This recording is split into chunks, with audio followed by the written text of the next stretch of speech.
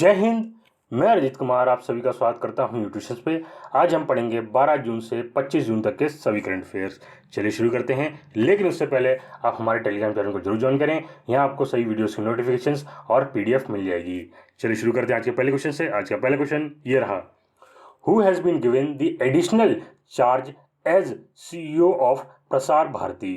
तो आपको बताना है प्रसार भारती का एडिशनल चार्ज एज सीईओ किसे दिया गया है। तो आपका ऑप्शन है राजीव रंजन, अजय सेठ, शुभंकर गुप्ता, मयंक कुमार अग्रवाल।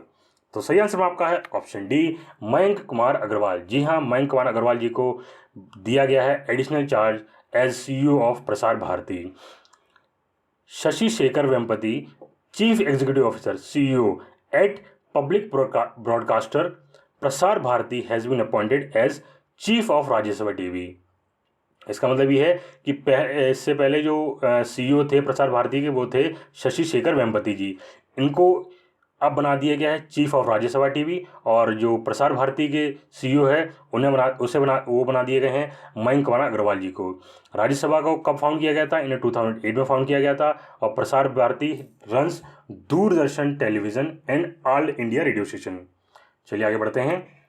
विच state government CM has unveiled 44th chess olympiads logo and mascot. तो आपका ऑप्शन है केरला, कर्नाटका, तमिलनाडु, आंध्र प्रदेश। तो सही आंसर आपका है ऑप्शन सी, तमिलनाडु। जी हाँ, तमिलनाडु सरकार के सीएम जो है उनने 44th चेस ओलंपियाड का जो लोगो है और मैस्कट जो है, आप फोटो देख सकते हैं, ये और ये लोगो आपका है वो अनवील कर दिया गया। आप ये फोटो देख सकते हैं।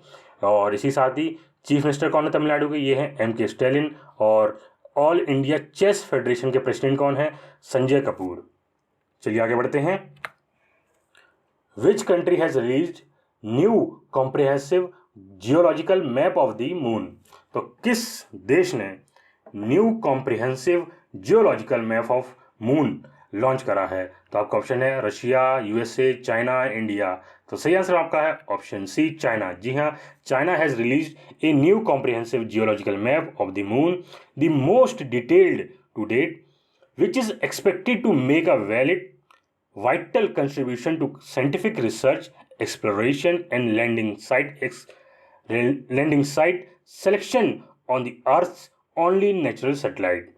ठीक है, तो चाइना ने ये मैप रिलीज़ किया है। आप देख सकते हैं इसमें आपको सभी रिसर्च जो हैं आपके एक्सप्लोरेशन जो हैं उसकी पूरी डिटेल दी है, आप इसमें दी हुई है इस मैप में, मून के मैप में। इसमें कौन सी कहाँ पे लैंडिंग साइट, अच्छी लैंडिंग साइट होगी, वो पूरा मतलब डिटेल जानकारी दी है इसमें। चलिए आगे बढ़ते हैं। इंडियाज़ फर्स्ट कोविड-19 vaccine for animals has been launched, what is its name. तो आपको बताना है भारत की पहली कोविड-19 वैक्सीन जो एनिमल जानवरों के लिए लॉन्च करी गई है उसका नाम क्या है? तो आपका ऑप्शन है पेटकोवैक्स, जूकोवैक्स, जीरोकोवैक्स, एनोकोवैक्स। तो सही आंसर आपका है ऑप्शन डी, एनोकोवैक्स। ठीक है, ये एनोकोवैक्स ये वैक्सीन है जो जानवरों को दी जाएगी। The vaccine is safe for dogs, Lions, leopards, miss and rabbits. ठीक है, चलिए आगे बढ़ते हैं। What rank did India got in UNCTAD world investment report 2021। तो आपको बताना है भारत की रैंक कितनी रही है इसमें।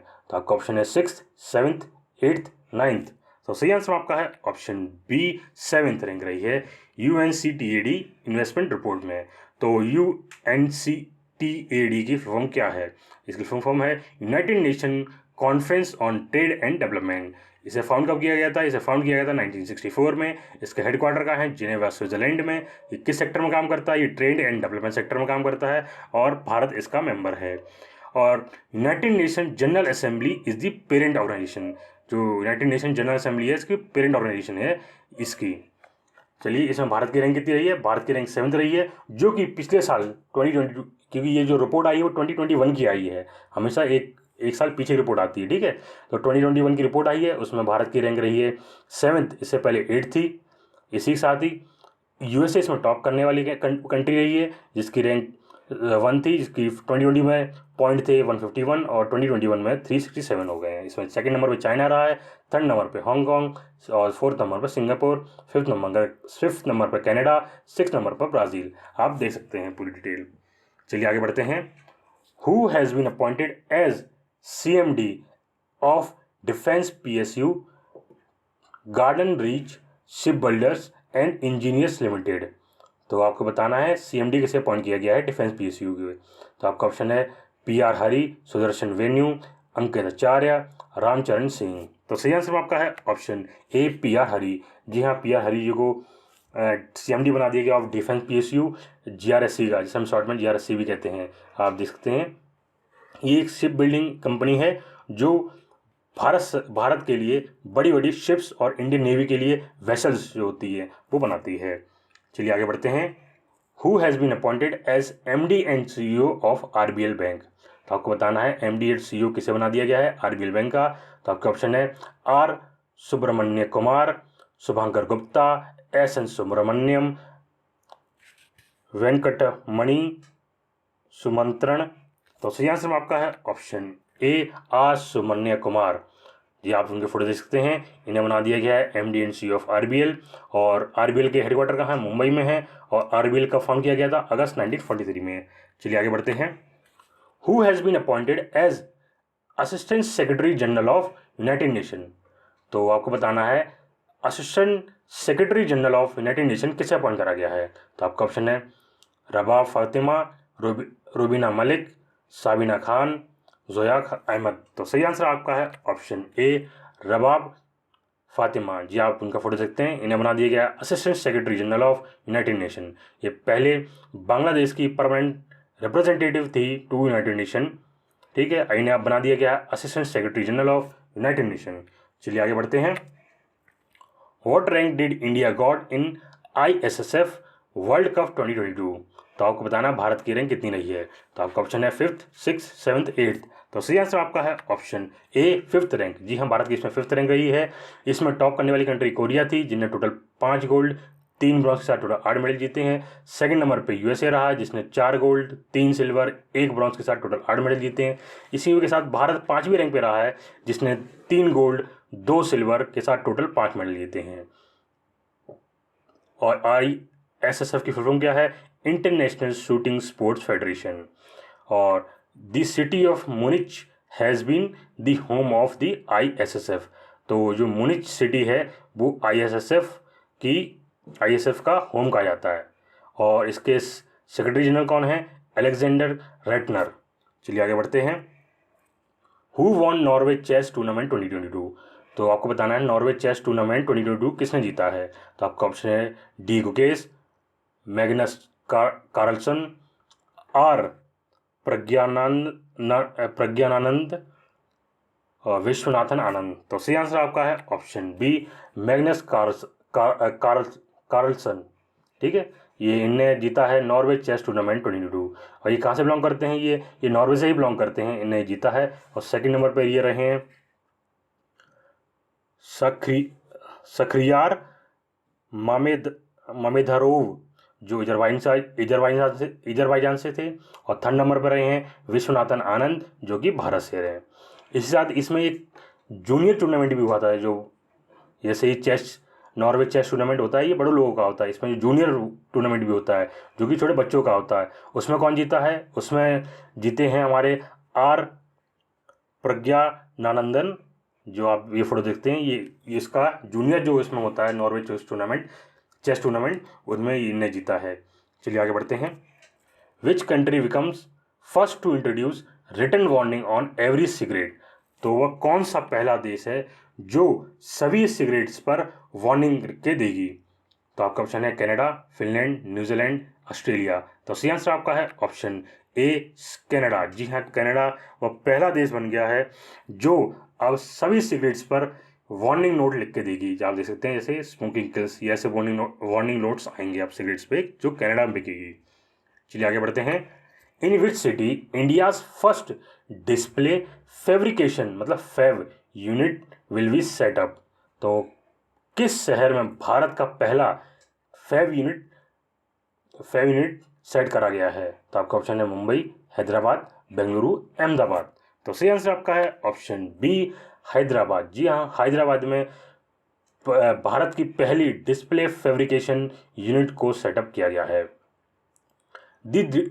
The display fabrication unit will be set with an investment of rupees 24,000 crore. It will set up under India Semiconductor Mission Programming of Ministry of Electronics and Information Technology. तो इसे इसकी जो डिस्प्ले फैब्रिकेशन यूनिट है, इसे जो तैयार करने की जो लागत थी वो 24,000 करोड़ रुपए थी, और इसे सेटअप करा गया है under India semiconductor mission programming of ministry of electronics and information technology. इसमें क्या करा जाएगा? इसमें जो है सभी तरह की जो टीवीज़ होती हैं, जो आपकी मोबाइल स्क्रीन्स होती हैं, टैबलेट स्क्रीन्स होती हैं, और क्या नाम, बड़ी बड़ी जो टीवीज़ होती हैं, उनकी जो डिस्प्ले होती है वो बनाई जाएगी। इससे पहले हम डिस्प्ले जो थे बाहर से इंपोर्ट करते थे, अब हम स्वयं स्वदेशी तौर पर भारत में बनाएंगे। चलिए आगे बढ़ते हैं। Asia's longest tusked elephant Bhogeshwar has passed away in. तो आपका ऑप्शन है असम, केरला, कर्नाटका, तेलंगाना। तो सही आंसर आपका है ऑप्शन सी, कर्नाटका। जी हाँ, कर्नाटका में ये जो भोगेश्वर जो एलिफेंट था, जिसका नाम भोगेश्वर था, जिसकी जो टुस्क्ड मतलब जो होता है आपका, होता है दांत, जो हाथी के दांत होते हैं बाहर वाले, ये जो टुस्क थे ये सबसे लंबे थे, एशिया के लॉन्गेस्ट। एशिया में किसी भी हाथी के इतने लंबे दांत नहीं थे, जो अभी हाल ही में इसका निधन हो गया है। इसका नाम रखा गया था भोगेश्वर, जो अब हाल ही में इसका निधन हो गया है। Bhogeshwar reportedly the elephant with the largest tusk in India die of natural causes at the age of 60। ये 60 साल की उम्र में इसकी मृत्यु हो गई है, और इसकी नेचुरल डेथ हुई है, ऐसा नहीं हुआ किसी ने मार दिया इसे। The wild elephant also known as mister Kabini, जिसका दूसरा नाम था Kabini, was founded in the Gundre range of कर्नाटका's Bandipur tiger reserve. According to forest department officials, Bhogeshwar tusk उसके जो दांत थे, उसका जो लंबाई थी, एक की लंबाई थी 2.54 मीटर, और एक दांत की लंबाई थी 2.34 मीटर।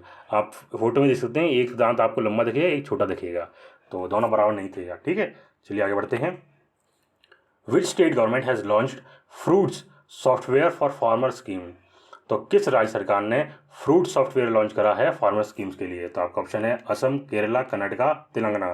तो सही आंसर आपका है ऑप्शन सी, कर्नाटका। जी हाँ, कर्नाटका सरकार ने ये लॉन्च करा है सॉफ्टवेयर, जिसका फ्रूट्स, इसका फुल फॉर्म है farmer registration and unified beneficiary information system, जिसका पीएम किसान आप देख सकते हैं। इसमें क्या होगा, जो भी क्या नाम है भारत सरकार उसकी स्कीम होगी, भारत सरकार की जो स्टेट गवर्नमेंट की स्कीम होगी, वो सभी यहाँ पे आ जाएंगी, और उन पे आप रजिस्ट्रेशन कर सकते हैं। चलिए आगे बढ़ते हैं।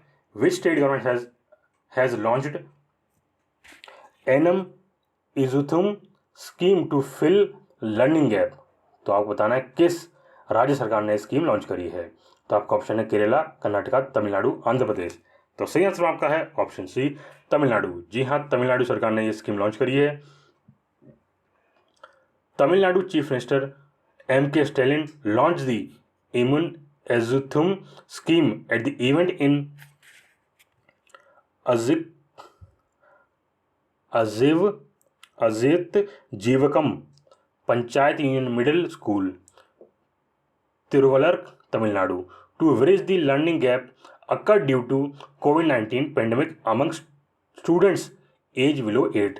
तो ये स्कीम लॉन्च करी गई है खासकर जो 8 साल से कम बच्चों के लिए है, जिनकी कोविड-19 की वजह से पढ़ाई में जो गैप आया उसके लिए। इसके तहत क्या करेगी सरकार, सभी बच्चों को जो है 1 से 3 क्लास तक के बच्चों के लिए, सही बच्चों के लिए क्या नाम है वर्कबुक जो होगी प्रोवाइड कराएगी सही बच्चों के लिए। ठीक है, the children will be trend in 3 subject.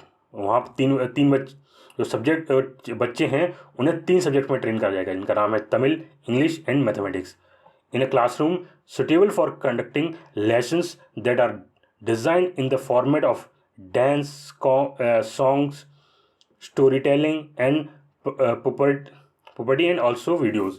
तो इसमें आप देख सकते हैं सभी जो 3 सब्जेक्ट में पहले फोकस करेंगे ये। वो 3 सब्जेक्ट कौन से होंगे? तमिल, इंग्लिश और मैथमेटिक्स में। इसके तहत इसमें सभी तरह का तैयारी करेंगे, जिसमें क्या नाम है, डांस करके इसमें होगा, डांस फॉर्मेट भी होगा, सॉन्ग्स भी होगी, इसमें स्टोरी बताई जाएगी, पपेट्री जो होती है हम कहते हैं, पपेट्री जिसे कहते हैं, वो तैयार करा जाएगा और वीडियोस के द्वारा भी पूरी जानकारी दी जाएगी।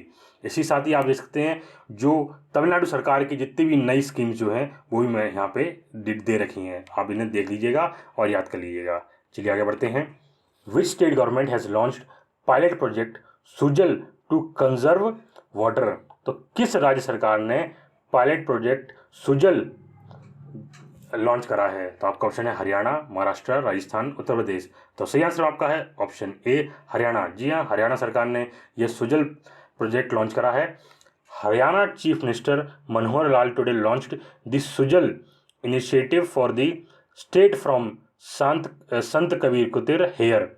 This unique initiative of the state started in the direction of water supply management will prove to be a benchmark in the field of water conservation।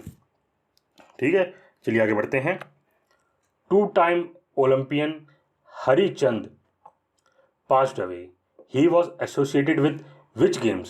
तो आपको बताना है 2 टाइम के ओलंपिक विनर हरिचंद जी का हाल ही में निधन हो गया है। तो आपको बताना है वो कौन सा गेम खेलते थे। आपका ऑप्शन है फुटबॉल, रनिंग, बैडमिंटन, टेनिस। तो सही आंसर आपका है ऑप्शन बी, रनिंग। जी हाँ, वह रनिंग करते थे। Long distance great Harichand, A 2-time Olympian and a double Asian Games gold medalist, passed away in Jalandhar. He was 69. Chand won the 5,000 meter and 10,000 meter gold at the 1978 Bangkok Asiad and also the 10,000 meter title at the 1975 Asian Championship in Seoul। ठीक है, तो ये इनने क्या नाम है 2 बार Olympic जीता है और 2 बार एशियन गेम्स गोल्ड मेडलिस्ट भी रह चुके हैं। ये इनका निधन जो हुआ जलंधर में हुआ है और इनकी जो एज थी वो 69 थी। और इन्हें कौन कौन सा उसमें जीता है? इन्हें 5 मीटर में, 10,000 मीटर में, मतलब 5 किलोमीटर की 5,000 मीटर रेस में, 10,000 मीटर रेस में गोल्ड जीता है और 10,000 मीटर में जो कि बैंकॉक में हुआ था उसमें, और 10,000 मीटर जो है वो 1975 में हुआ था एशियन चैम्पियनशिप इन सियोल में। ठीक है, और ये एक इन्हें कहा जाता है लॉन्ग डिस्टेंस रनर कहा जाता है इन्हें, क्योंकि ये लंबी रेस जो रेस होती है हमारी, जैसे 5,000 मीटर, 10,000 मीटर वाली, उनमें दौड़ते थे ये, इसलिए इन्हें कहा जाता है लॉन्ग डिस्टेंस ग्रेट हरिचंद। चलिए आगे बढ़ते हैं। Who broke the national record in women's triple jump at national inter state athletic meet? तो आपको बताना है किसने नेशनल रिकॉर्ड तोड़ा है वुमेन ट्रिपल जंप में at national interstate athletic meet में। तो आपका ऑप्शन है रीनू, ऐश्वर्या बाबू, मोयोखा जोनी, Kartika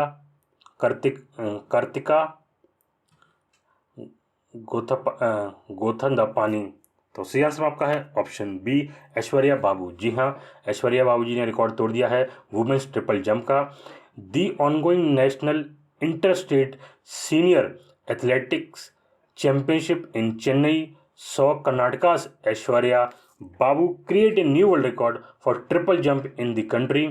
Her leap of 14.414 meter broke the 14.11 meter record of Kerala's Mayokha Joni, which was made at the Asian Championships in Japan 2011। तो आपको ये पता है जो पहले जो रिकॉर्ड था, पहला जो नेशनल रिकॉर्ड था वो था 14.14 मीटर, जो तोड़ के आपको कर दिया गया है ऐश्वर्या बाबू द्वारा, वो है 14.11 मीटर। और ये जो 14.14 मीटर है इंडिया रिकॉर्ड किसका था? ये रिकॉर्ड था केरला की मयूखा जोनी जी का, जिन्होंने ये रिकॉर्ड बनाया था एशियन चैम्पियनशिप इन जापान में 2011 में। चलिए आगे बढ़ते हैं। In which state a new species of snail has been discovered named as Haploptychis sahydrensis। तो आपका ऑप्शन है गोवा, केरला, कर्नाटका, महाराष्ट्र। तो सही आंसर आपका है ऑप्शन डी, महाराष्ट्र में यह स्पीसीज फाइंड करी गई है। The Western Ghats of Maharashtra has yield a carnivorous land snail new to the world of science. The Heplotichus sahedrensis, recorded from the northern western Ghats of Maharashtra, is the third member of the genus Heplotichus. चलिए आगे बढ़ते हैं. In which city PM Modi has inaugurated जगत गुरु श्री शांत तुकाराम महाराज शिला मंदिर. तो आपको बताना है. तो प्रधानमंत्री मोदी जी ने जो जगत गुरु श्री संत तुकाराम महाराज शिला मंदिर है, इसका उद्घाटन कहाँ कराया है? तो आपका ऑप्शन है पुणे, मुंबई, नागपुर, औरंगाबाद. तो सही आंसर आपका है ऑप्शन ए, पुणे में. Prime minister Narendra Modi has inaugurated Jagat Guru Shri Sant Tukaram Maharaj Shila Mandir at Dehu village near Pune. Dedicated to the 7th century seer, Sant Tukaram was a Vakri saint and poet, famously known for Abhanga devotional poetry and community-oriented worship through spiritual songs known as Kirtans. He lived in Dehu. चलिए आगे बढ़ते हैं. Who has been appointed as Karnataka's Lokayukta? तो आपको बताना है कर्नाटका के नए लोकायुक्त किसे अपॉइंट करा गया है? तो आपका ऑप्शन है justice BS Patel, justice V.R. Archekar, justice P. Subramaniam, justice Sudhanshu Dhulia. तो सही आंसर आपका है option A, justice BS Patil. चलिए आगे बढ़ते हैं. What rank did India got in IMD world competitive index 2022? तो आपको बताना है भारत की रैंक कितनी रही है? तो आपका ऑप्शन है 25th, 37th, 42nd, 48. तो सही आंसर आपका है ऑप्शन बी, 37. जी हाँ, भारत की रैंक 37 रही है. इसमें टॉप करने वाली कंट्री डेनमार्क थी, सेकंड नंबर पर स्विट्जरलैंड थी, थर्ड नंबर पर सिंगापुर थी, फोर्थ नंबर पर स्वीडन, फिफ्थ नंबर पर हांगकॉन्ग. और IMD फुल फॉर्म क्या है? IMD फुल फॉर्म है international institute for management development. ठीक है, चलिए आगे बढ़ते हैं. Which country has signed agreement to accept UPI payments and रुपए कार्ड्स फ्रॉम इंडिया? तो बताना आपको किस देश ने साइन करा एग्रीमेंट जो एक्सेप्ट करेगा UPI पेमेंट्स और रुपए कार्ड्स को भारत के. तो आपका ऑप्शन है सर्बिया, जर्मनी, फ्रांस, पोलैंड. तो सही आंसर आपका है ऑप्शन सी, फ्रांस. जी हाँ, फ्रांस वह देश है जिसने साइन किया है agreement to accept UPI payments and RuPay cards. Minister of railways, communication and electronics and information technology Shri Ashwini Vaishnav said that UPI and RuPay card service will be available in France soon, giving huge boost to UPI and RuPay cards. चलिए आगे बढ़ते हैं. गोपीचंद नागर passed away. Gopichand Narang passed away. Who was he? तो आपका option है Urdu scholar, Sanskrit scholar, Brahmi scholar, Devanagari scholar. तो सही आंसर आपका है option A, Urdu scholar. Renowned Urdu scholar, linguist, theorist, literary critic and former chairperson of Sahitya Akademi professor Gopichand Narang has passed away at 91. He was a professional emeritus at the University of Delhi and Jamia Millia Islamia. He has been honored with the Padma Bhushan in 2004 and साहित्य academy award in 1995 में. ठीक है, ये chairman थे, साहित्य Akademi professor रहे हैं, ये चेयरपर्सन रहे हैं इसे साहित्य अकेडमी प्रोफेसर. और गोपीचंद का निधन 91 में हुआ था और ये प्रोफेसर थे university of Delhi and Jamia Millia Islamia के. मतलब यूनिवर्सिटी, दिल्ली यूनिवर्सिटी के भी थे और बाद में फिर जामिया मिलिया इस्लामिया के भी प्रोफेसर रहे हैं.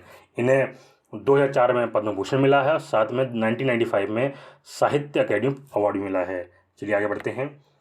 What rank did India got in Coursera global skill report 2022? तो आपको बताना भारत की रैंक कितनी रही है. आपके ऑप्शन है 37th, 45th, 59th, 68th. सही आंसर आपका है ऑप्शन डी, 68th. इसमें भारत की रैंक रही है 68 और इसमें टॉप करने वाली कंट्री कौन रही है? इसमें टॉप करने वाली कंट्री रही है स्विट्जरलैंड, सेकंड नंबर पे डेनमार्क, थर्ड नंबर पे इंडोनेशिया, फोर्थ नंबर पे बेल्जियम, फिफ्थ नंबर पे सिंगापुर. ठीक है। Indian proficiency in data science है reduced from 38% in 2021 to 26% in 2022, leading to rank 12 drop. तो इससे पहले भारत की रैंक कितनी रही है? इससे पहले भारत की रैंक 56 थी जो 2021 की रिपोर्ट आई थी। अब जो 2022 की रिपोर्ट आई है उसमें हमने 12 पॉइंट करके 68 पे पहुंच गए हैं। पहले हमारी जो साइंस डेटा था वो 38% हुआ करता था, अब वो गिर के 26% हो गया है। West Bengal leads the Indian state in the term of skill proficiency, with the state showing the highest level of digital skill proficiency in the country. Andhra Pradesh is among the top 3 performing. तो इसमें सबसे आगे रहा है भारत की तरफ से waste Bengal और उसके बाद रहा है आंध्र प्रदेश। चलिए आगे बढ़ते हैं। Who has been appointed as new head of Press Council of India? तो प्रेस काउंसिल ऑफ इंडिया के किसे अपॉइंट किया गया है new head?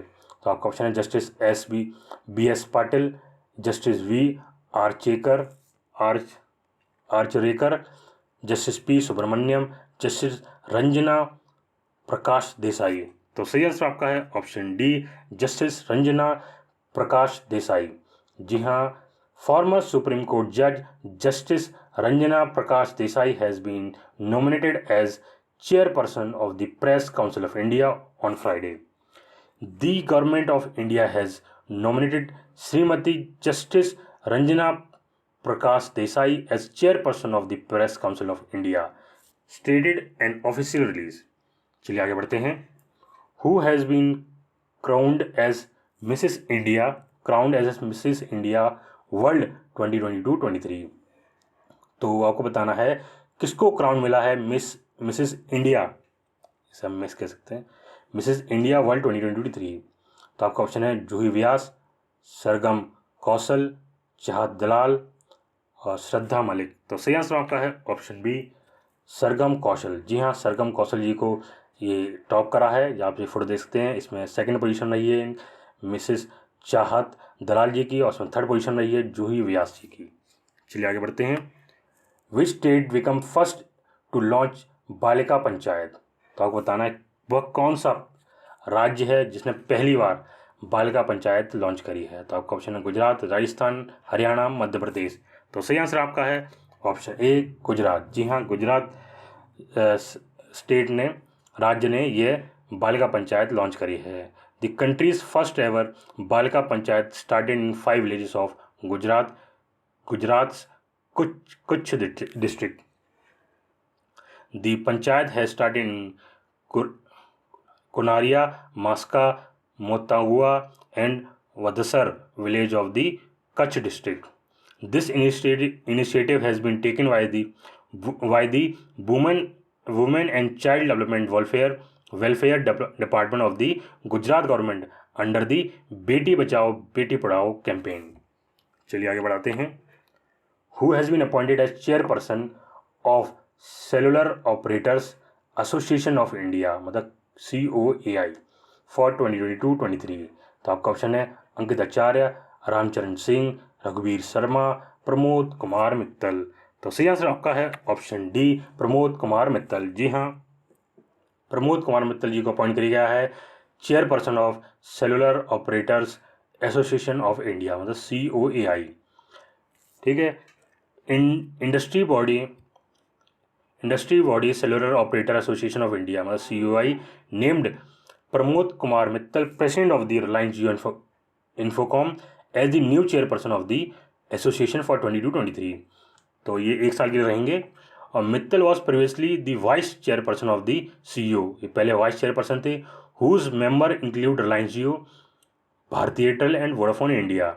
Mittal will replace Ajay Puri as the CEO of chairperson. पहले कौन थे CEO?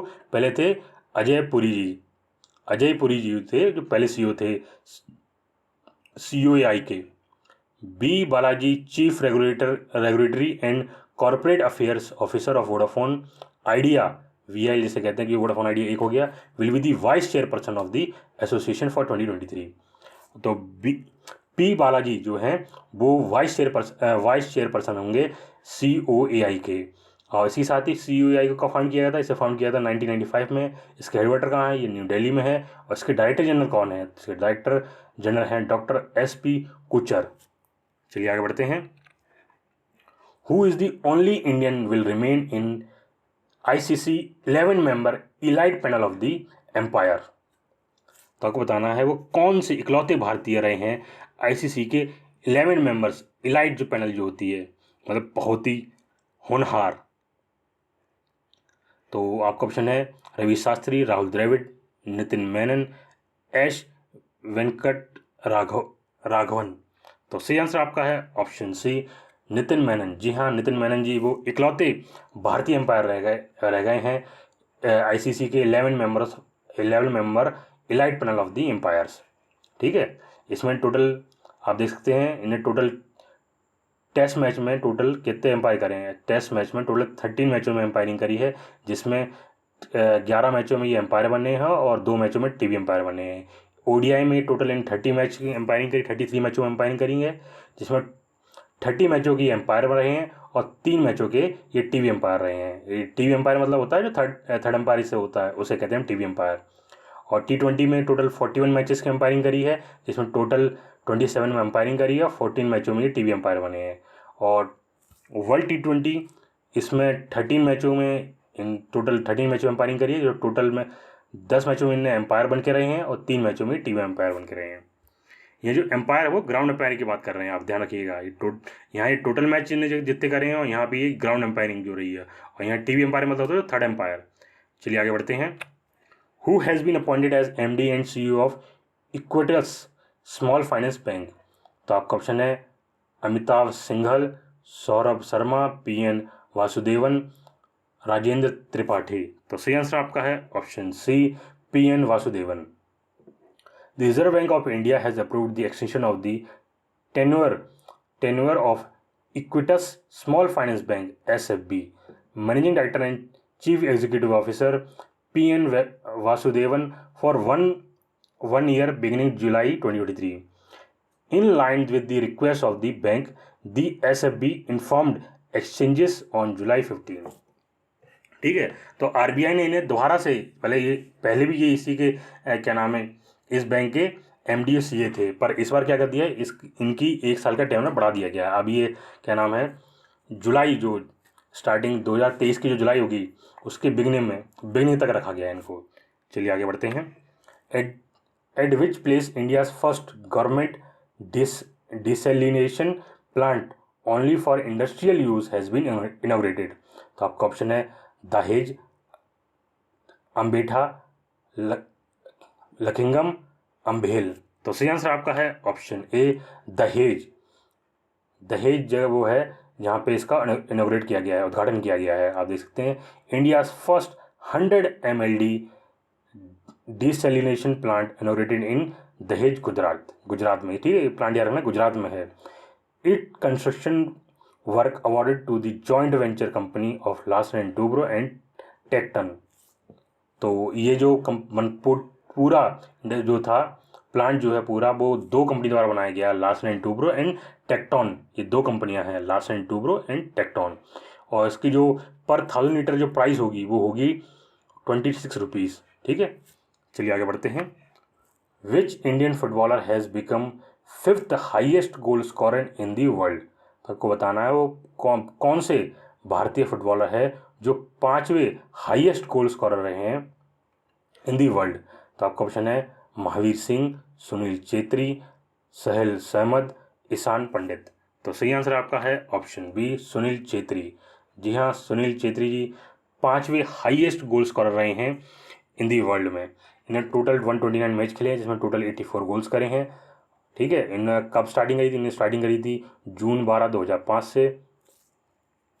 और इसमें टॉप नंबर पर रहे हैं क्रिस्टियानो रोनाल्डो जिन्होंने टोटल 117 गोल करे हैं, अली दाई जिन्होंने टोटल 109 गोल करे हैं, और थर्ड नंबर पर हैं मुखातर दारी जिन्हें टोटल 89 गोल करे हैं, और फोर्थ नंबर पे हमारे मैसी जी रहे हैं जिन्होंने टोटल 86 गोल करे हैं, और फिफ्थ नंबर पे सुनील छेत्री और फेरेंस पुस्कास जो हैं, इन दोनों को बराबर मतलब इन दोनों लोगों के टोटल 84 गोल्स थे, इसलिए इन दोनों को फिफ्थ रैंक दी गई है। Indian men's football team captain Sunil Chhetri scored his 84th international goal against Hong Kong. Hong Kong के खिलाफ इनने अपना 84th गोल किया है during the Asian football federation Asian cup 2023 quarter final वो क्वालिफायर्स। ठीक है, चलिए आगे बढ़ते हैं। In which country world's biggest plant has been discovered. तो किस देश में वर्ल्ड दुनिया का सबसे लंबा प्लांट डिस्कवर करा है, खोज करी गई उसकी। तो आपका option Nepal, Canada, Australia, Sri Lanka. तो सी आंसर आपका है option C, Australia.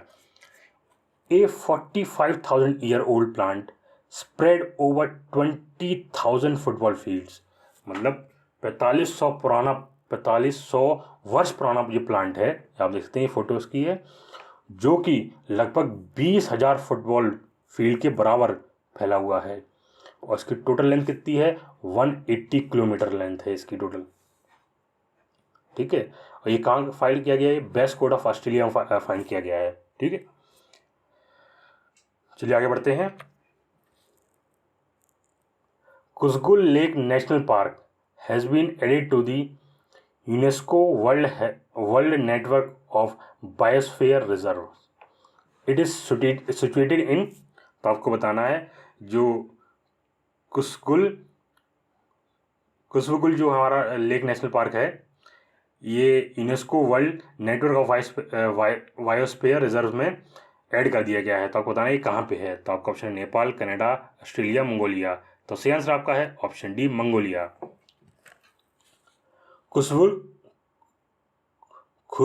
खुवसुल lake national park of Mongolia has been added to the world's network of biosphere reserve of UNESCO.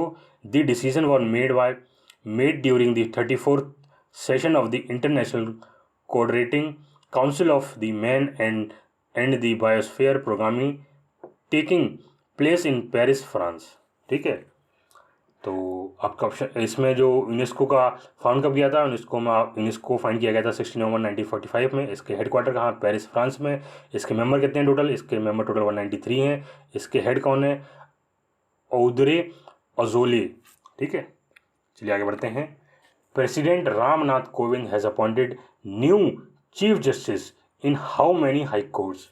तो आपको बताना है हमारे देश के राष्ट्रपति जी ने कितने नए चीफ जस्टिस अपॉइंट करे हैं हाई कोर्ट्स में। तो आपका ऑप्शन है 4, 5, 6, 7। तो सी आंसर आपका है ऑप्शन सी, 6। जी हाँ, टोटल 6 जजों का इन्हें अपॉइंटमेंट करा है हाई कोर्ट के। तो जैसे आप लिस्ट दे सकते हैं, इसमें जैसे सतीश चंद्र शर्मा दिल्ली हाई कोर्ट के चीफ जस्टिस रहेंगे। विपिन संघाई जी जो हैं उत्तराखंड हाई कोर्ट के चीफ जस्टिस रहेंगे। अंजद ए सैयद जो हिमाचल प्रदेश हाई कोर्ट के चीफ जस्टिस रहेंगे। ठीक है, इसी साथ ये 3 और हैं, आप याद कर लीजिएगा। चलिए आगे बढ़ते हैं। R Ravindran passed away. जी हाँ, ही वॉज ए वेटरन, मतलब अभी हाल ही में आर रविंद्रन जी का निधन हुआ है। तो आपको बताना है वो वेटरन थे किस सेक्टर में। तो आपका ऑप्शन है scientist, musician, politician, photo journalist. तो सी आंसर आपका है option D, photo journalist. Veteran photo journalist R Ravindran passed away at the age of 69। He was द recipient of numerous photography award and is known for his iconic photo of Rajiv Goswami setting himself on fire during the Mandal agitation in the capital. He was worked in AFP and ANI. He started his career as a teleprinter operator in AFP 1973 and then became a photographer. He was presently working with the ANI as photo editor. तो इन्हें बहुत सारे पुरस्कार मिले हैं। ठीक है, और इनकी जो सबसे आइकॉनिक फ़ोटो रही है जो है वो रही है राजीव गोस्वामी जी की, जिन्होंने अपने आप को आग लगा ली थी during the Mandal agitation in the capital. ठीक है, और इनने अपना करियर 1973 में शुरू किया था एज अ टेलीप्रिंटर ऑपरेटर से इनने अपना करियर स्टार्ट किया था। और उसके बाद ये फोटोग्राफर बन गए, और ये हाल ही में जब मृत्यु से पहले ये फ़ोटो एडिटर थे इन ANI। चलिए आगे बढ़ते हैं। Who has been appointed as new permanent representative of India to the UN. तो हाल ही में permanent representative of India to the UN किसे अपॉइंट किया गया है? तो आपका ऑप्शन है रुचिरा कंबोज, सुनीता वर्मा, संगीता सिंह, मीनाक्षी शर्मा। तो सही आंसर आपका है option A Ruchira Kamboj. Senior diplomat Ruchira Kamboj was appointed India's permanent representative to the United Nations in New York. Ruchira Kamboj, a 1987 batch Indian Foreign Service officer, is presently serving as India's envoy to Bhutan. She will succeed T.S. Tirumurti as the Indian ambassador to the UN. तो इन्हें क्या नाम है, रुचिरा कंबोज जी को permanent representative of India to the UN बना दिया गया है। ये 1987 बैच की आईएफएस रही हैं, आईएफएस ऑफिसर हैं, और ये हाल ही में सर्विंग कर रही थी एनवाई टू भूटान में।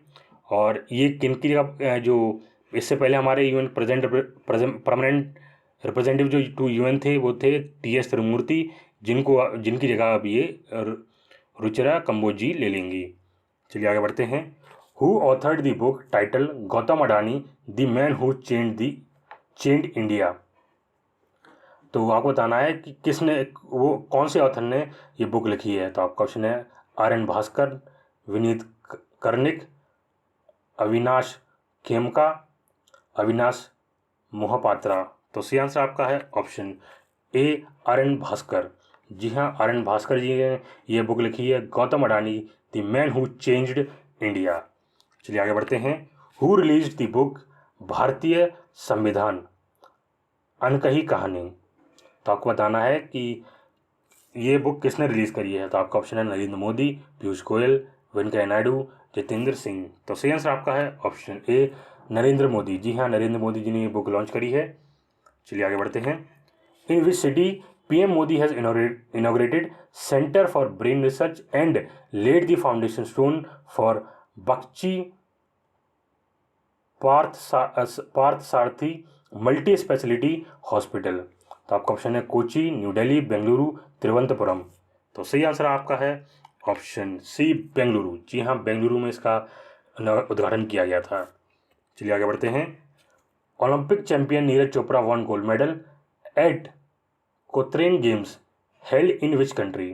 तो आपका ऑप्शन है हंगरी, स्वीडन, ऑस्ट्रिया, फिनलैंड। तो सही आंसर आपका है ऑप्शन डी फिनलैंड। जी हाँ, फिनलैंड में ये चैंपियनशिप हो रही थी, ओलंपिक चैंपियनशिप हो रही थी, जहाँ पे ओलंपिक चैंपियन बना नीरज चोपड़ा जी ने गोल्ड जीता है फिनलैंड में।